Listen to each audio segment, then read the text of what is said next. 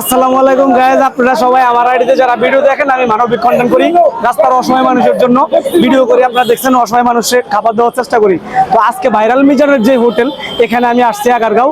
আসলে এই যে বর্তমানে যে পরিস্থিতি দেখেন, এই যে এইভাবে ভাতগুলা নষ্ট কইরা বা এইভাবে এটা ভাঙা উচিত হয় নাই।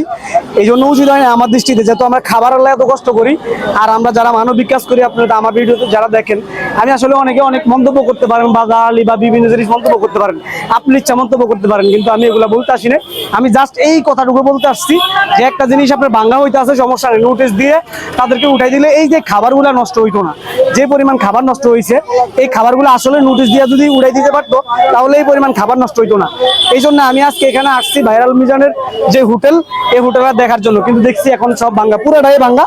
তো আমার কাছে ভিডিও করার মূল উদ্দেশ্য হচ্ছে এই জন্যে, ওই যে খাবারগুলো আপনার করে দেখাইছি, মেন উদ্দেশ্য আমার এটা ভাইরাল হওয়ার জন্য আমি ভিডিও করি নাই। এই খাবারগুলো এভাবে নষ্ট করা উচিত হয় না। আর আপনার মন্তব্য অবশ্যই কমেন্ট বক্সে জানাবেন যে মিজানের হোটেলটা এভাবে নোটিশ ছাড়া হুট করে ভেঙে দেওয়া হয়েছে কিনা, খাবারগুলো নষ্ট করা ঠিক হয়েছে কিনা। আপনার মতামত অবশ্যই কমেন্ট বক্সে জানাবেন। আজকের মতো এবং আল্লাহ হাফেজ, সবাই ভালো থাকবেন।